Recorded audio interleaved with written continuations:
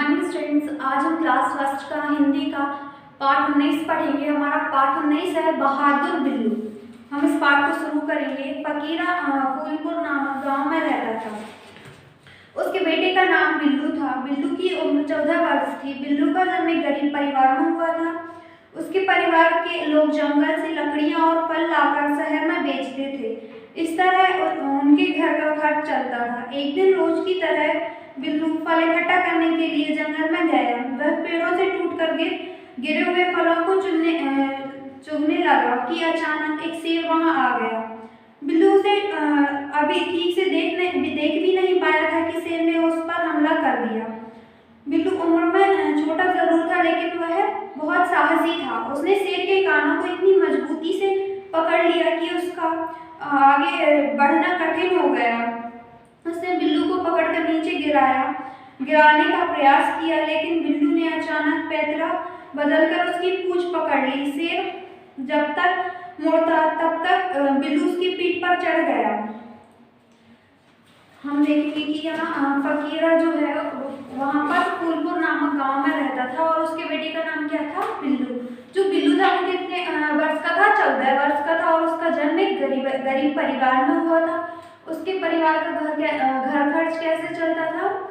घर चलता था, उन लोग जंगल से फल और लकड़ियों को लाकर इकट्ठा कर शहर में बेचते थे। उससे उनका जो प्रतिदिन का खर्च था वो चलता था। तो जो बिल्लू है वो प्रतिदिन वहाँ पर जंगल में फल और लकड़ियाँ इकट्ठा करने जाता था। ऐसे ही एक दिन जब बिल्लू वहाँ शेर में फल इकट्ठे करने के लिए गया था, तो वो वहाँ नीचे जो फल पड़े हुए थे पेड़ से गिरकर वो उनको इकट्ठा कर रहा था। तभी वहाँ पर एक शेर आ गया और उस शेर ने उस पर हमला किया। बिल्लू उसे देख नहीं पाया था। फिर जो बिल्लू था वो उम्र में छोटा था पर बहुत ज़्यादा साहसी था।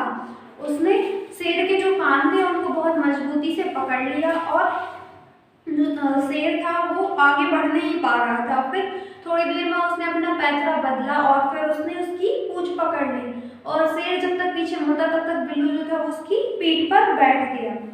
शेर उछल कर बिल्लू को गिराने का प्रयास करने लगा, लेकिन बिल्लू ने उसकी गर्दन पकड़ रखी थी। साथ ही वह सहायता के लिए अपने गांव वालों को पुकारे जा रहा था।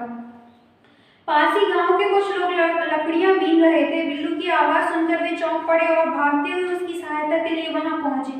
इतने सारे लोगों को एक साथ आते देखकर शेर घबराकर उल्टे पांव वहां से भाग गया। अब तक बिल्लू बुरी तरह से घायल हो गया था, इसलिए वह बेहोश हो गया। गांव वाले उसे होश में लाने की कोशिश करने लगे।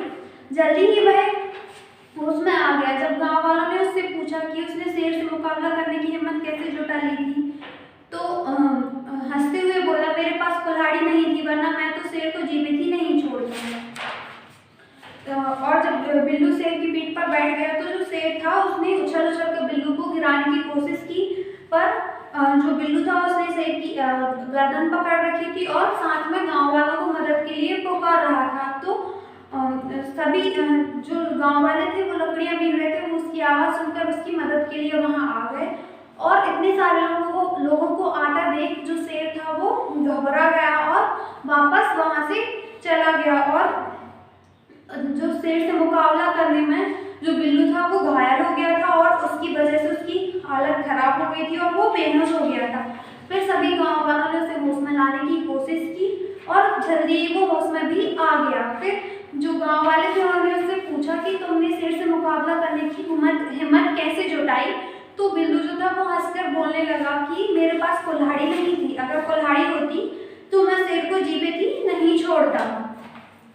हमारा जो पार्ट 19 था वो कंप्लीट हो गया है। आपको इसमें जो कुछ समझना आया हो वो आप हमसे ग्रुप पर